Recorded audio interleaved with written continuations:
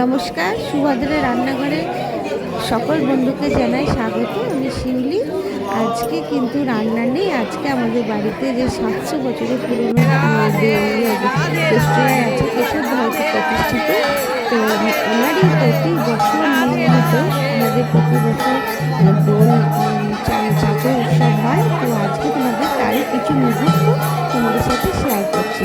প্রথমে চাঁচরের দিনে দেখো ঠাকুরকে আমাদের ঘরে থেকে নিয়ে মন্দিরে আটচালায় নামানো হয়। তারপর সেখানে ঠাকুরের কেষ্ট রায়ের পুজো হয়, পুজো আর্চা হয়, হোম যজ্ঞ হয়।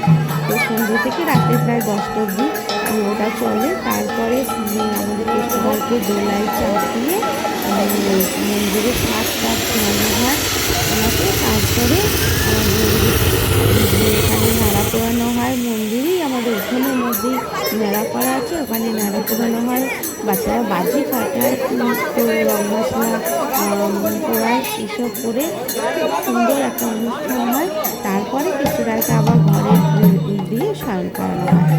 আবার দোলের দিন কেশব রায়কে আবার নিয়মিত প্রতিদিনের যে নিত্য পুজো আর্চা করে ওনাকে বাইরে মন্দিরের মধ্যে ঘর থেকে বাইরে নিয়ে এসে আবার দোলায় চাপিয়ে বসিয়ে ওনাকে রং মাখানো হয়। এবং মানে ওটা তো ছেলেরা পুরোহিতরা করেন, বাড়ির আমাদের মানে শ্বশুরমশাই বা বাড়ির যে কাকা যেটা বয়স্করা ওনারাই ওনারাই তো আমরা রং নিতে পারবো না, ওনারাই মানে রং মানে কি আবির, তো আবির দেওয়া হয়। তারপরে আমাদের এই মন্দিরেই আমাদের ভোগ ঘর আছে, ওখানেই ভোগ রান্না হয়। ভোগ প্রসাদ আমরা সবাই আবার মন্দিরেই উঠোনের মধ্যে আটচালার মধ্যে বসে সবাই আমরা ভোগ প্রসাদ গ্রহণ করি, মানে খাই। বিভিন্ন পদের অনেক রকম পদ আমাদের রান্না হয় ভোগে।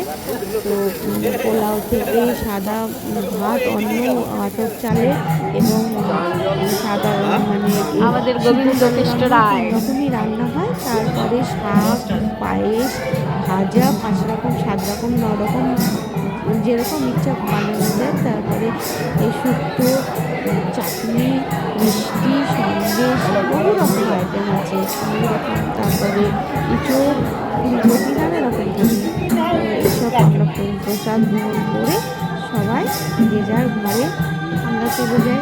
আমাদের ভীষণ ভীষণ আনন্দ সহকারে আমাদের প্রতি বছরের ন্যায় এই দোল উৎসবটা আমরা পালন করি বাড়িতে। তোমরা সবাই ভালো থেকো, আমার সাথে থেকো। তোমাদেরকে জানা অসংখ্য অসংখ্য ধন্যবাদ আমার সাথে আমার পাশে থাকার জন্য।